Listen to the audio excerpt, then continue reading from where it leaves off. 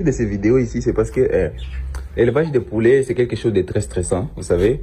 Moi, en tant qu'éleveur, j'ai l'expérience et je sais très bien que c'est très stressant, surtout au début quand on n'a pas encore beaucoup d'informations, pardon. À mes débuts dans l'élevage des poulets, quand je me levais, j'ai prié Dieu pour trouver tous mes poulets vivants, parce que je ne savais pas s'ils sont en bonne santé ou ne sont pas en bonne santé. Aujourd'hui, avec l'expérience, je passe les nuits sans aucun stress. Aucun stress, je vous dis, parce que avant d'aller au lit, je peux voir mes poulets, je vais les regarder, je sais qu'ils sont en bonne santé ou ne sont pas en bonne santé. Et s'ils ne sont pas en bonne santé, je sais directement quoi faire pour qu'ils retrouvent leur santé. Et c'est ce que je vais partager avec vous dans cette petite formation. C'est une petite formation, mais ça sera une formation qui peut permettre à un éleveur de 8 ans d'avoir toutes les informations nécessaires pour se lancer dans l'élevage des poulets et avoir de bons résultats. L'élevage des poulets, je vous l'ai dit, c'est un business rentable, mais comme tout business rentable, il y a beaucoup de problèmes et des petites techniques à dominer pour arriver à des bons résultats. Plusieurs personnes pensent que ce sont seulement des poussins. On va les mettre dans la ferme, les donner à boire et à manger et directement ils vont grandir. C'est pourquoi on trouve plusieurs fermes abandonnées à cause de ça. Parce que moi-même, quand je me suis lancé dans l'élevage des poulets, je pensais que c'était ça. J'amène les poussins, je les mets là et puis je les donne à manger, à boire et directement ils vont grandir. Mais c'est pas ça. Il y a plusieurs paramètres à mettre en place pour arriver à un résultat optimal. Personnellement, je peux vous assurer, le business d'élevage des poulets, c'est un business rentable. Comme quoi, avec même les poulets que j'ai vendus seulement pour Noël, je suis arrivé à m'acheter une caméra. Et c'est la caméra que j'utilise aussi. Vous pouvez voir qu'il y a une très grande différence avec les images que j'ai postées auparavant et ces images que je vais utiliser pour la formation. Tout ça, ce sont les rentabilités. Il y a plusieurs choses que j'arrive à faire avec l'élevage des poulets. Et pour ça, vous n'avez pas besoin d'avoir 2000, 3000, 5000 poulets pour avoir une très bonne rentabilité. Avec seulement 300, 500 poulets, vous pouvez arriver à des très bons résultats financiers, comme c'est le cas pour moi. Moi, avec 500 poulets, j'arrive à me faire beaucoup d'argent. On va parler terme et argent à la fin de la formation. Je vais présenter aussi une rubrique marketing. Les rubriques marketing, on va parler un peu du marketing et des finances. Comment est-ce qu'on peut dégager de l'argent avec l'élevage des poulets. Et aussi, je vais vous montrer quelles sont mes techniques marketing que j'utilise pour vendre mes poulets sans pour autant arriver à rayer ma rentabilité. Rayer ma rentabilité, je dis quoi? Quand les poulets sont grands, quand les poulets ont grandi, ce qui arrive trop souvent, si on n'a pas de la clientèle, on peut rayer toute la rentabilité en les donnant, en les nourrissant de plus en plus.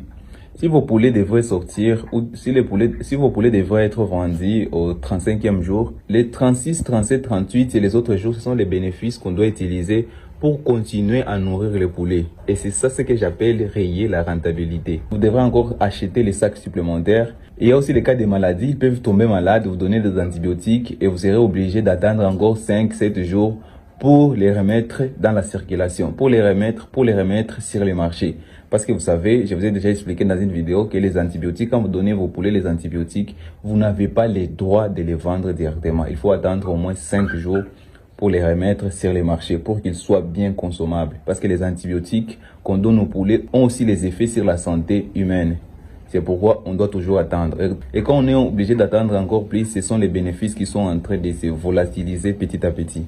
C'est pourquoi dans cette formation, je vais aussi ajouter la partie marketing pour vous montrer comment est-ce que j'ai fait pour qu'il ne me consomme pas beaucoup.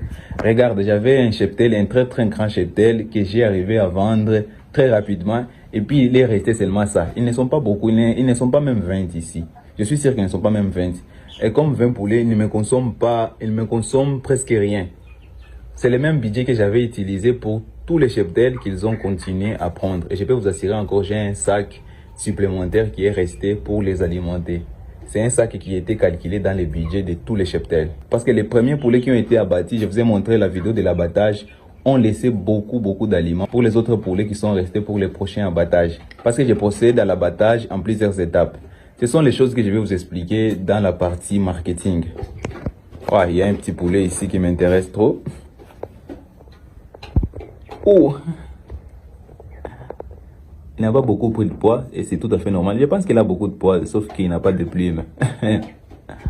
Bon, c'est ce que je vous ai expliqué. Alors, si l'élevage des poulets vous intéresse, je pense que c'est le bon moment de vous abonner pour ne pas rater les autres épisodes de formation. Et je vais publier 5 ou 6 vidéos qui vont compléter la formation gratuite. Et aussi sur la chaîne, je vais créer une playlist formation gratuite où vous pouvez voir de la première vidéo à la dernière vidéo pour bien comprendre. Je pense que mon client est déjà là, le client qui va prendre tous ces poulets ici. Maintenant, je vais procéder au vide sanitaire. Les vides sanitaires, je ne peux pas filmer étape par étape mais je vais vous montrer les résultats avant et après. Ça c'est avant, déjà vous pouvez voir, c'est avant, c'est très sale ici. Je vais procéder au vide sanitaire puis je vais vous publier les résultats d'après. Alors ici je vous présente l'état de mon local, ma ferme. Elle est déjà propre. C'est un peu mouillé ici, ça va sécher d'ici peu. Je viens tout juste de terminer, elle est là, je vais vous montrer, je vais me placer ici. Ce que j'ai utilisé pour faire les vides sanitaires, c'est l'eau potable où j'ai mis les savons en poudre. Les fameux savons en poudre Omo, c'est que j'ai utilisé. Et puis j'ai déjà appliqué la chaux, j'ai déjà appliqué la chaux ici.